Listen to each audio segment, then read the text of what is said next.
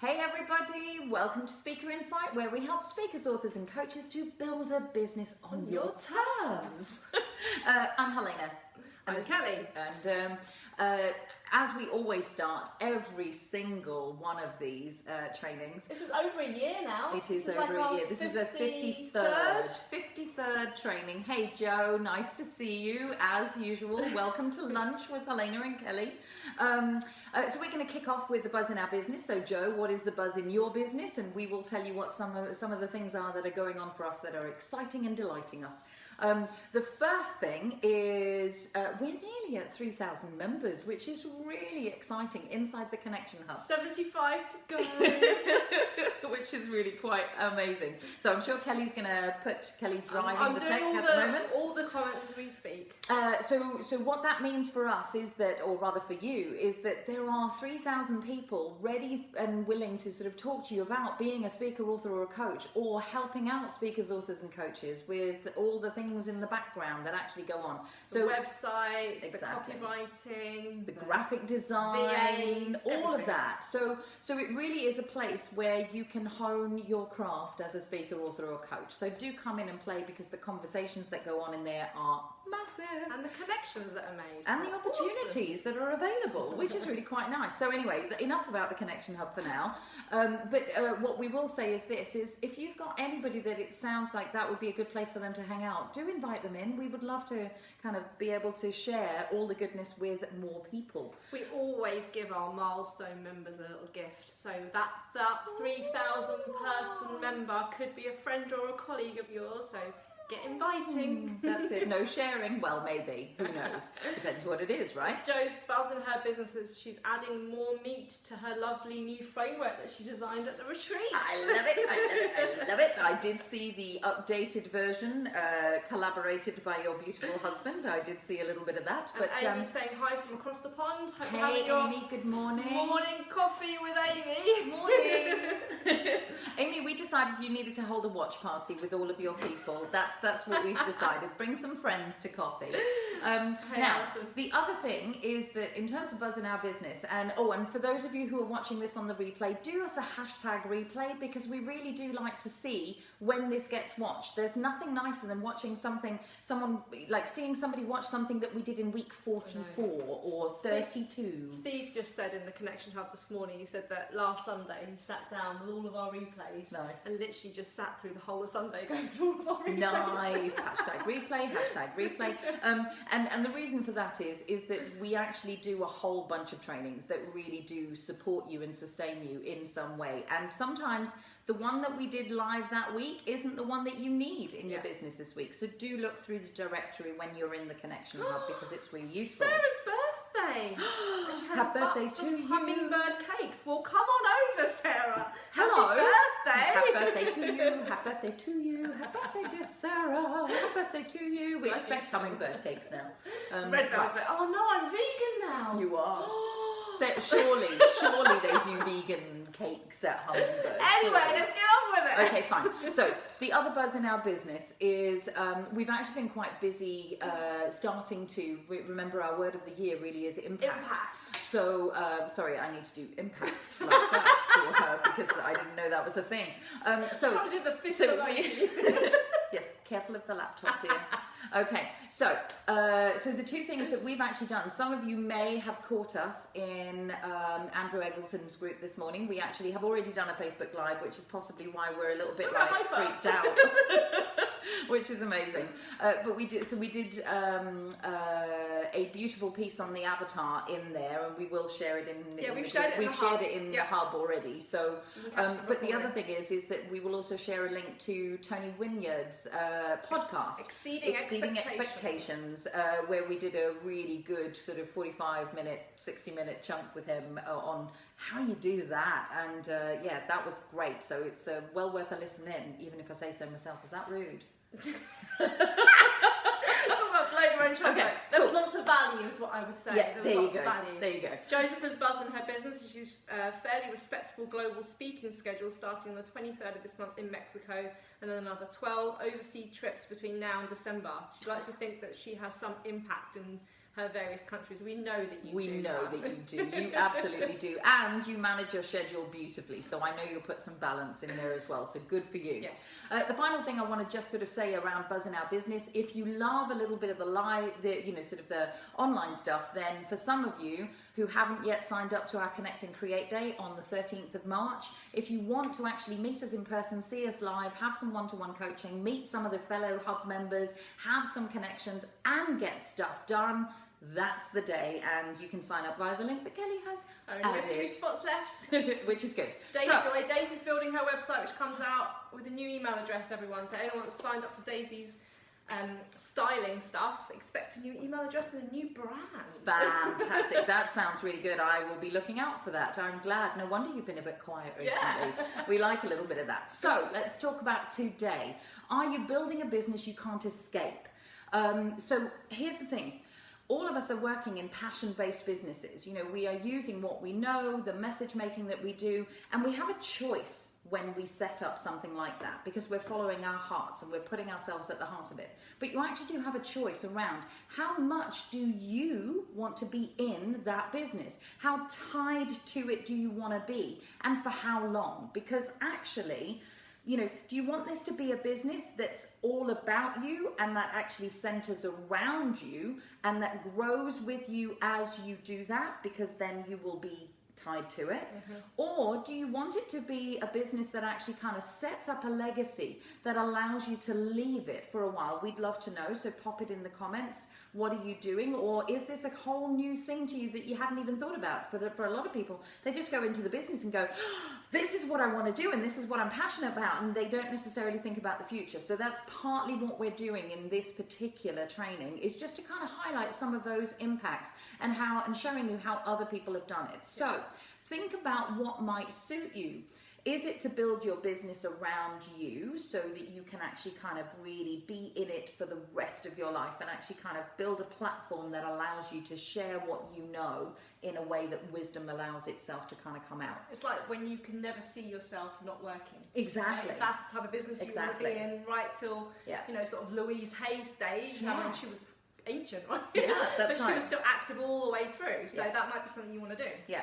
Or it might actually be that you actually want to build the business up with a mind towards exit. You know, most of you are entrepreneurially minded, and one of the things that entrepreneurs want more than anything is freedom, right? And so it's that whole piece of, well, actually, do I want to be tied to a business, or do I want to use the knowledge, the wisdom, the experience that I've gained to build a business that will continue on without me? And if so, you need to think about how you're going to build that and how you're actually going to create it so you can exit and, you know, allow it to continue. So it's really interesting that Daisy said that's what she originally wanted, leaving it eventually, but she feels that her work needs her as the person, but she'd love not to work. We're going to cover that. Okay, so this is definitely, I'm glad you showed up today, my lovely, which is really good. So here's the thing, it's important because you want to be thinking about the level of time that you have, the level of commitment, and, you know, how your business and lifestyle, even thinking about it right now, what will that look like in 5 years' time? You know, do you want to play an active role? Do you still want to be playing that active role? What does that look like? Do you want other people to be actually spreading your message on your behalf and working under your umbrella? You know, so you at the helm, but kind of hidden behind the scenes almost, you know, but everything else is still going.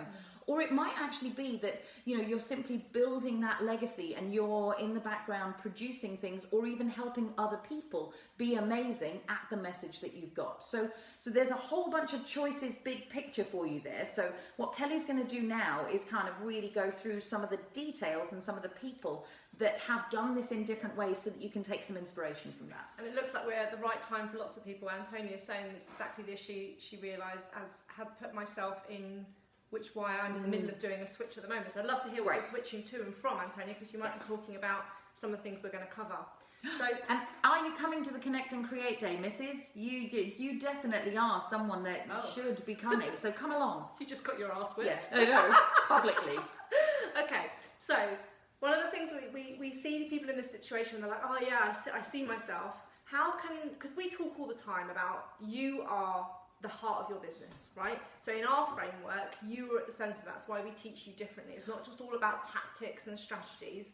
The business is built around you, but that doesn't mean that you have to be the operative part of your business. Okay, so we want to give you some options of how you can scale without one burning out, because that's one of the things we see people that are really successful. It looks great on paper and they're growing and they're impacting lots of people, but God, their life is not their own anymore. They don't see their family, they're living out of a suitcase, and they feel that there's so much pressure, and most people burn out from that situation. Yeah. So what we want to do is actually teach you how you can scale without that. And also, this sometimes brings up the question that I was answering in a group the other week actually, when people were early stage saying, do I name my business me, Kelly Tyler, Helena Holrick, or do I name it the company brand with the products? And what's the benefits and disadvantages of both of those options? So if that's something that you're thinking about, we're going to give you some scenarios just to not tell you, because there's no right or wrong option. You need to choose. You need to choose. It has to be based on your terms, right? And what your business goals are and what your lifestyle goals are. So we want you to think 5 years down the line, how do you want your business to be and how do you want your lifestyle to be? Because this will then reverse engineer what we need to set up in the next few years to get that going, okay? So that's what we're going to cover. Naming stuff is such an important issue, listening intently, okay? Good. So the 3 ways that if you really want to scale your business, these are the 3 ways as a speaker, author or coach. Obviously if you are products and merchandise and stuff, there's other ways, but this is what we suggest. The first way is to actually build digital products and books. So if you're a coach or a speaker or an author, then there's only one of you. So therefore, if you're not doing the work, if you're not physically showing up coaching or speaking, then therefore there's a limited amount of people that you can impact and a limited amount of time that you can do that. When you repurpose your content into digital products, online courses, membership sites, books, all those types of products, therefore there is no one geographical limitation on how far you can go, what countries you can reach, but there's also not a time capacity for you where that you're capped at a certain amount of clients or a certain amount of hours in a day. So that's a really simple way of you physically not having to swap time for money and getting your message out there and expanding and scaling up so that you're reaching more people digitally.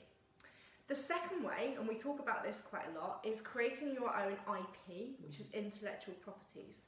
Things that you're known for, frameworks, methodologies that are yours, and what you can do with that is actually license that material out to people so that they can use it under your own under your banner, right? So therefore you're being known out there.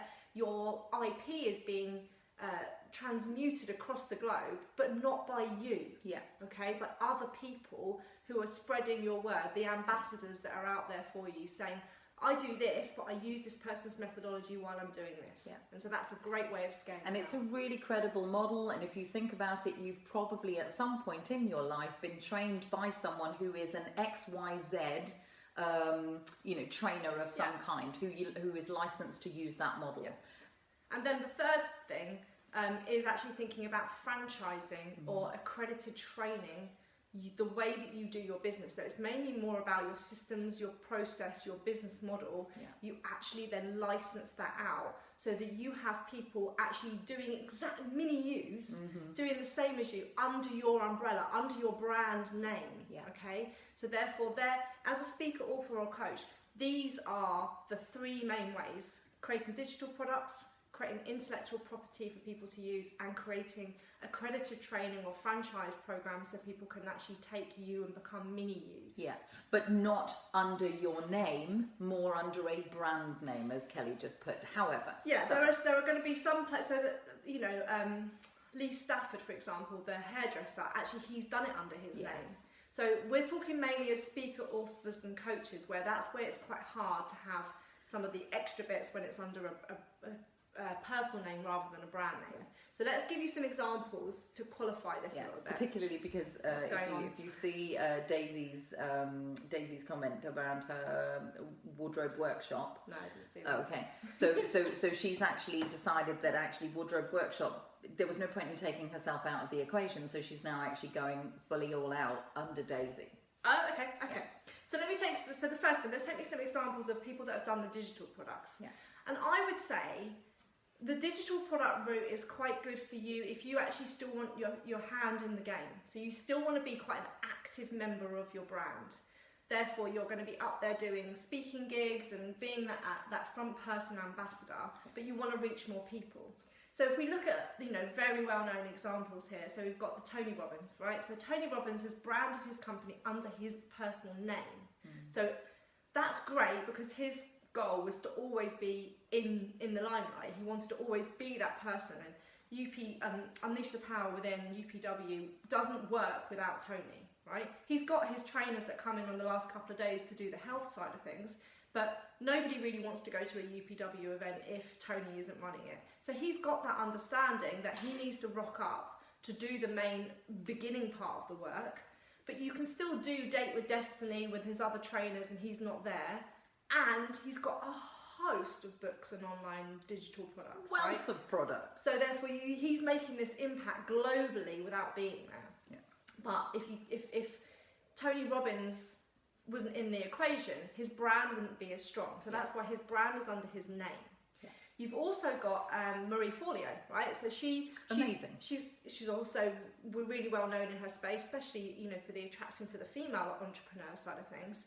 But she's created products like B School, which are known as B School as a brand, but she's also more highly known as Marie Forleo than B School. Yeah. So her brand is again herself. Yeah. But she loves the limelight. She loves to be interviewed and constantly. It's the whole TV series. Yeah. I mean, she's set herself up to actually do that, and that must energize her because she's choosing it. So that's the bit that we're really talking about: is who are you as a person? What is it that you love doing? How do you love expressing yourself? It may well be that you are perfectly placed to be the face of your brand in that way. So if you're wanting that, I always want to be in my brand, I want to be the Louise Hay of the world, but I want to scale up. The Oprah Winfrey. Yeah, then the way to do this is by digital products, right? Because then you can still be that person, the go-to person, the known brand, but you're reaching more people. Yeah. The other two options probably work better when you name your company a company brand name rather than your personal name. Yeah. So let's talk about the licensed IP, the intellectual property we spoke about, which was the second option. I'm sure many of you are known of Stephen Covey's 7 Habits of Highly Effective People. And if you don't, you really do need to go and have a little read. Great book. But also what Stephen's done, and his son, because obviously his methodology and his IP's outlived him, still goes on. But what they did is they've actually got 7 Habits trainers. So people that know the 7 Habits IP framework that he created, they basically have got people out there teaching that methodology as other coaches. So they use the methodology in their own coaching, but they're out there using the IP. Yeah. So he's actually created this legacy. Incredible. Right? It is very rare, particularly in our world as speakers, authors and coaches, that you haven't heard of this. And people are continuously being introduced to it because, and here's the key, it is a framework and a model that stands the test of time in terms of what it actually allows people to do. Are there other ways of doing productivity? Of course there are. But this, he's actually kind of set it up in such a way that it's just a seminal piece of work. And so actually, he's been able to, obviously he died, but he can walk away from that, and his legacy and his IP, the 7 Habits brand, is much stronger than Stephen Covey's own personal brand. That's right. Right, so this brand here is what the emphasis is on, is 7 Habits of Highly Effective People. Which means it's the gift that keeps on giving. Yeah. So that's it, as we said, that IP has been used in many different ways, and obviously he had the royalty and the licensing fee from all of that. Yeah. Then we've got the other example of coaching, right? So some of you might be aware of a guy called Brad Sugars, and who set up Action Coach. Yeah. So they're basically like a franchise. If you want to be a coach, he will teach you his coaching business model. Yeah. So this is how you actually become a coach. This is how you get clients. This is how you market. This is how you coach. And it's basically like coaching in a box. So he's actually set up this whole coaching academy to train coaches how to do it his way. Yeah. Right? So this is why it's like a franchise or accredited training for people who want to take on his methodology of coaching. Yeah. Now Brad loves to be in the limelight. So you always see Brad at like business expos doing talks and things, because that's the thing. He is, as Helena said, the ambassador. He's the person that gets out there about why he thinks action coaches do it differently and how the support and the systemization that coaches need, he gives them.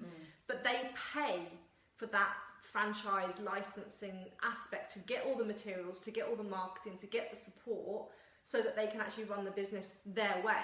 And so there are loads of these action coach people out there, loads of action coaches in the Connection Hub, actual franchisees. Yeah. So he could walk away from his business tomorrow. He totally right? could. He totally could. He probably won't because again he enjoys it. So there is that piece around energizing, which Daisy's really kind of cottoned onto that really kind of works. But that wouldn't work so well if you were called Brad Sugars. Yeah. Because a Brad Sugars coach is all about Brad Sugars, when That's actually it's the action coach, which is the methodology that he's teaching you how to be an action coach. That works so much better under that brand rather than the personal name. And here's an interesting one. A lot of people who know that they want to contribute in some way, they know they want to be a coach, they know they want to be a speaker and author in some way, but particularly in the coaching arena, they actually, that's starting with somebody else's model to kind of cut your teeth on running a business in that way. Over time, and this is why the Antonia's example about Liz Earle is really good, over time you may actually want to then go, I know what my methodology now is, and you might want to switch. So actually Antonia herself is switching at the moment, but she's also mentioned the Liz Earle brand. So Liz Earle started, but has now actually sold the original through to originally Avon and now Boots, but has now actually repackaged herself under Liz Earle Wellbeing. So we're saying that there's a lot of scope for you, but you want to be thinking about, how do I actually want to do this? Yeah. So that's what we need to think about, is like your lifestyle. If you are the Marie Forleos, the Tony Robbins of the world, that you can never see yourself being alive without being in your business, then scale up by digitalizing and repurposing your message into products that can reach lots of people. You always laugh at me in our lives. I'm not laughing at you. I'm laughing at the realization that we're stuck together. If you want to be like people where you want to scale and you love the trainer aspect, I think it was Joseph that said that's one of the things she was interested in. Actually having your methodology, your IP, your business model being lived out by other people, and your brand being pushed across the world because you've got mini yous everywhere, that gives you the freedom to actually say, well, actually, in 5 years' time, I've got 50 trainers around the world, I'm earning this % of income from them, I'm actually going to take a step back, and all I'm going to do is actually just be more of an ambassador and do raised awareness speaking gigs, but I'm actually not going to do any more coaching myself. And direct that traffic through to the people who are accredited in that way. So Joe's just asked about the kind of methodology and framework. So there's a couple of things. There's a Facebook Live to check out in the recording called How to Stand Out as a Speaker, Author or Coach. I think you might have watched it, Joe. Yeah, it's the I one think you about have. Creating your frameworks. Right? This is what we do at the retreat. Yeah. And I know some of the guys that are from the retreat are watching this. This is the thing where you get to hang your hat on everything. Your own IP, your own framework is the thing that makes you unique, is the thing that you can actually have as an asset that becomes a tangible piece on your P&L. It's an actual physical asset, right? Yeah. But it also frameworks the whole of your products, all of your user journey, your messaging, everything. All of your products, the whole lot, which is why we're so passionate about it. And in the Changemaker Central membership, we actually have a whole module dedicated to it, and a lot of the feedback that we give on a Friday is based around, and it can be a good couple of weeks, few weeks for people to really hone it properly, because in essence, it is the cornerstone of the whole of your business. That, in effect, when Kelly was just talking about Brad Sugars, that's exactly what he's done. He's taken a framework and actually built a business fully around it. Sorry. What? We are the Anton Deck of the speaker. Oh, hang on a minute. Are you going to say which one's the alcohol? That's definitely not me, I'm teetotal. I'm taking that as that we're very funny. I know, I completely, entertaining and funny, I'm moving straight on to assets now. You're more like Holly Willy Booby. I don't even know who that is, but okay. I'm going to have to look that up later. Can somebody Google that for me? Hilarious. Right. Okay. So yeah, I think we did make you watch it. We make it sound so easy. Bless you, darling. That's why you can continuously kind of come in here. So step by step. Because remember, your business, Rome wasn't built in a day. Your business is definitely not going to be built in a day. You are learning all of the time. So let me talk you through some of the assets. So we've just talked about the big picture, some of the examples about people who've done it. Here's where to begin for you, and obviously the homework that comes with it. So what assets do you require to actually scale your company, or at least have the choice to do that? the first thing that we talk about is the online programs, the products that you've actually got that allow you to deliver the wealth of information, but without actually being there in person with the people who are consuming it.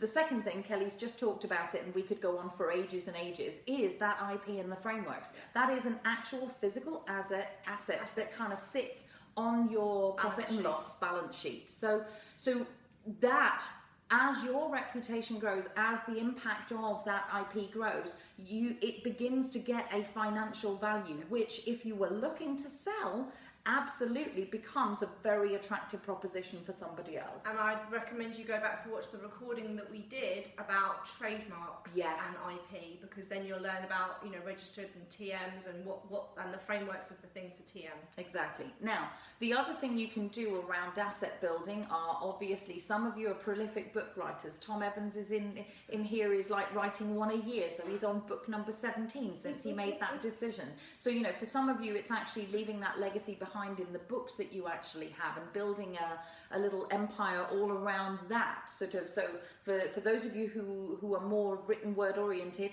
you can do this too, you know, the series that you've actually got, and then making sure that that written book is in audio format, that is in digital format, so that you're actually reaching more people, because more people now are listening to books and they're reading them, right? So that's another thing, making sure that you're not just thinking, oh, I've got a book, I've got it done. Yeah. Have you repurposed it into other formats? Yeah, really, really massive one, and we've definitely got some training on that too. So the other thing is, you know, it could well be that you set up, like we have, a membership where we've distilled a lot of this training. So the Facebook Lives are definitely kind of, you know, given to everybody so that they can actually build a business on their terms. But for those that want to go more in depth, you know, we set up a membership where they can really, truly get coaching. There's a 90-day course that really takes them through the building blocks of the foundation of a business in that way. So it might actually be that you choose to put your efforts into creating some form of membership that allows everyone that you serve to kind of come together under that.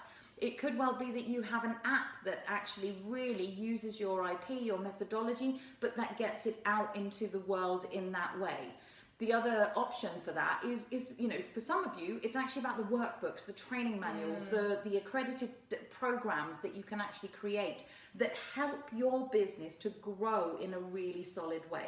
And the point on that, and I know you guys are going to hate this because it's systems and structure. Sorry! But if you're thinking of having accredited training or licensing, you basically need to create manuals on everything. And you need to create systems on everything. Everything. And this is a great tip if you want to exit your company as well. I mean, exit, which means sell your business to somebody else to buy it. So some people do it as you go. Yeah, some people build a business with the end in mind of who they want to be selling it to in 10 years' time. Yeah. If that's the case, then we are geekaholics, right? The operations manuals are being written as we go. Speak. Every time we create something new, there's a spreadsheet, an operational manual, and even with our VA, right, we have to tell her how to do stuff. So there's manuals for her to read on how to do this, which is amazing. If you're actually thinking, okay, I want somebody to be a coach under my, well, how do you prospect? What do you do? How do you follow up? What's the first 3 coaching sessions consist of? What do you cover? What's the exercises? All these things need to be documented so that it's like business in a box, hand it over. Yeah. And that's something which is really, you've got to get really strict with yourself. Yeah. Or outsource it to someone that absolutely is able to take a good look at that and actually kind of structure it for you so that it is a better proposition. You know, sort of like, am I going to choose the one that comes with the business to take over that comes with all the operation manuals, or the one where I have to do all that work? So doing it as you go also allows you to bring on, and this is another asset that you can build, to bring on and train up team members really, really solidly. Now, I'm actually listening to The Disney Way by Capaldi, and I've forgotten what they're called. Anyway, and so what's actually happening in there is that there is a whole way of doing things that you can actually kind of sell as part of the proposition of exiting. Yeah. If the team members are already living, sleeping, breathing. At TGI Fridays, we used to say, if you cut me open, I'd bleed red and white, and it's probably still true to this day. But it's that whole, the values are in, the people know what they're doing, there are job descriptions, everything is in place so that the service that is delivered is standard and exacting and excellent. You know, that is a solid business proposition that is a beautiful asset. And Stephanie's saying, so she needs someone like us in with our business mindset in her business. And yeah, and it might not be a long-term thing. No. But you might have somebody, and there's a great tool that I know, like Joe Fellows, for example, is trained in Roger Hamilton's wealth dynamics. So it's a psychometric tool, but in there, I love that tool when you're looking at team. Yeah. So, you know, you have the star and the creator and all these different profiles, but if you're, Stephanie, looking for somebody who's detail and structure orientated, you'll find them as lords or mechanics, right? Joe Fellows and I are both lords mechanics, right? So they're the types of people, and I don't know what yours is actually. I'm a supporter.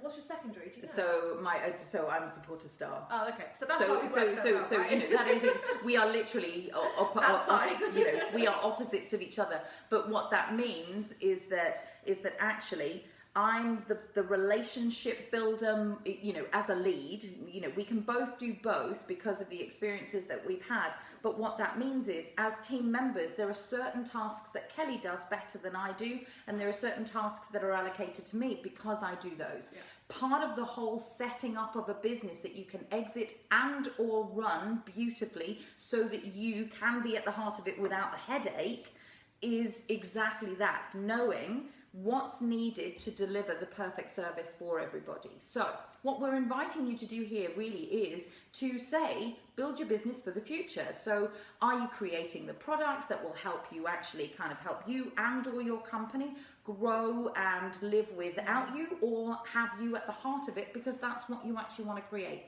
You get to choose. That's the thing. And a bit like Daisy was just sort of saying, you know, it's like, well, how do I do it so that I'm not stuck in the business? Because some of you might want to be at the heart of it and love every minute of it. Some of you might be at the heart of it at the moment and not loving every minute of it. Okay, so that might be about teams or creating some of those assets that we've just been talking about. Because really, it's about choosing what role do you want to play in this business that you're building, whether you name it your own or whether you name it as a brand. And so that choice may well be something that, as we've seen even in the comments, is something that you actually kind of start with one thing and start moving it over and progressing it over to something else. It's okay to do that, just know why you're doing it, because you can build your business to sell it, you can build your business to scale it, you can build your business to stay in it and keep it really nice and local and small and have it do whatever you would want it to do. Each of it comes with its own set of choices, and so and therefore the activities that go with it. So you might be looking at creating your products, you might be looking at building your reputation, because actually maybe all you want to do is scale the income that comes in, but with you at the heart of it. Okay, well, how do you build your reputation in such a way that actually what you're scaling is the fee that you get for what you're doing? Exactly. Increasing your positioning. Exactly. So what we really want to do is kind of invite you to think about, do you want to be a Tony, a Marie, a Stephen Covey, a Brad Sugars, or are you doing it in the way that you want to do it? So how can you be at the heart of your business but still allow yourself the freedom to do it in a way that you want to do it? And that's really what we'd love to hear below. You know, tell us what you're planning to do in terms of scaling and what you need help with, more importantly, because we love to teach you, right? So just ask us. Just tell us if you're thinking of digital products, creating IP, or training trainers. They're probably the three main areas that people think, this is how I'm going to scale. And then maybe there's something that we can do, additional lives and additional trainings to help you with whichever one gets the most votes that we can see you're doing. Yeah, we'd love to. So hopefully you've either got more clarity or less, because we've told you to go back to the drawing board and do a little bit more work on it, which is fairly normal for us. Normal Tuesday. But, you know, hey, off you go do the work and let us know how you get on. We'll be back next Tuesday. See you later, guys. Bye.